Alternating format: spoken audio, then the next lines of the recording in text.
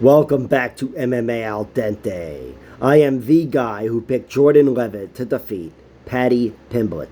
And I'm here to talk about Mateusz Mendonca versus Nate Maness.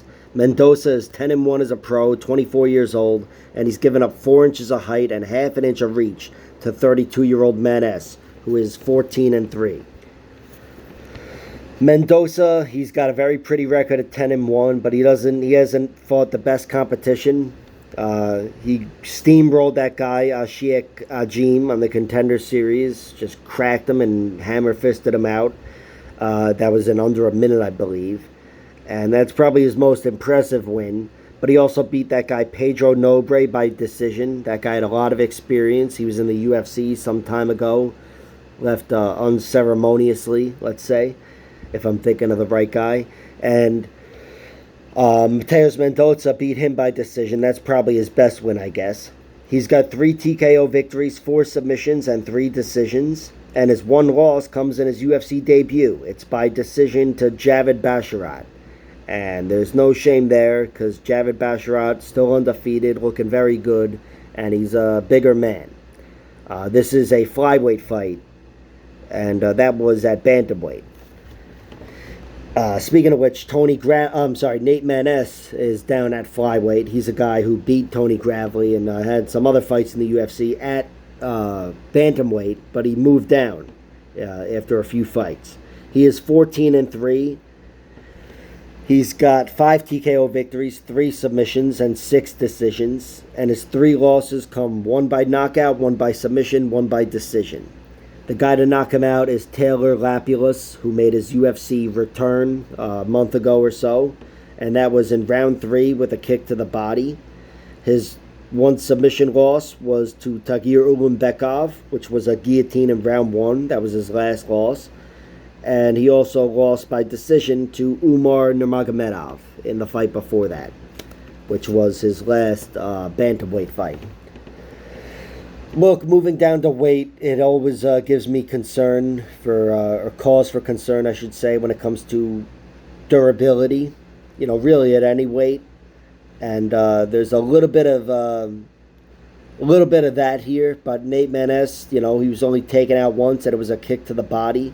That's the only time he was finished. But we've seen him hurt a few times, which brings me to his strongest traits as a fighter. He's got grit and heart, this guy, and we've seen it on full display in his UFC wins. Tony Gravely really hurt him. Tony Gravely and Luke Sanders had great round 1s against him, and so did Johnny Munoz, frankly. But Nate Maness showed grit, heart, and finishing prowess, aside from in the Munoz fight. And he was able to get Gravely and Sanders out of there in round 2. Knocked Gravely out and submitted Sanders.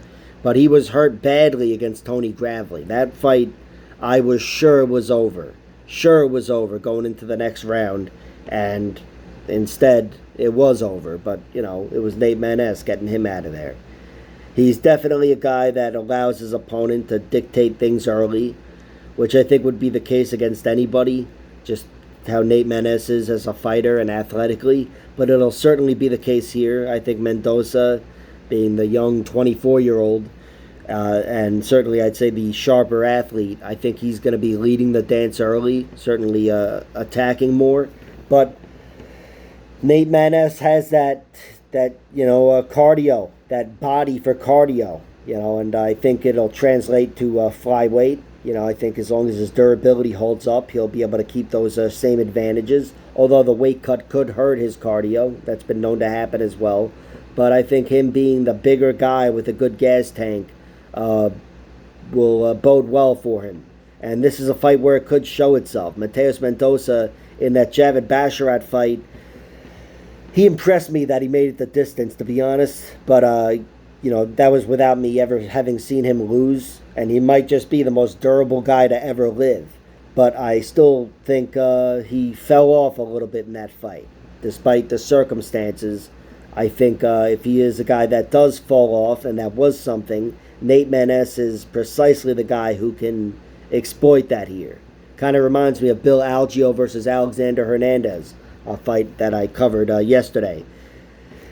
Nate Maness has that those same traits really that Bill Algeo has. Mateusz Mendonca, though, I haven't seen him lose 6 times like I have Alexander Hernandez. I've only seen him lose once, and he, was up against 135 Javid Basharat, who even he as a fighter I still don't have a full gauge on. So I think it's a clash of traits, and this one has a good amount of questions coming into it. How is Nate Maness going to look fighting at flyweight for 15 minutes? Because, again, he made the weight and he made the fight, but it was over after Tagir guillotined him in round 1, which I don't think has anything to do with a weight cut. If he was knocked out in round 1, I might attribute it to the weight cut. But here I'm expecting a close fight. I'm generally thinking Mendoza's leading the dance early and Nate Maness does better later. And you know what? I'm forced to give you a prediction here. I'm going with Nate Maness. I'm going with Nate Maness. I already bet on him, of course. His decision line is plus 550. And round 3 finish, I threw a sprinkle on that, plus 1,200.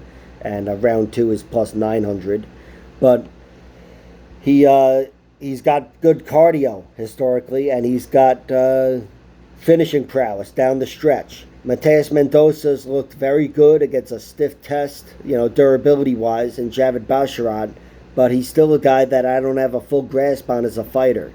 And Nate Maness, while he doesn't have the longest UFC career, he's already shown me enough where I know that he's got those traits in him. He's got heart, cardio, and grit.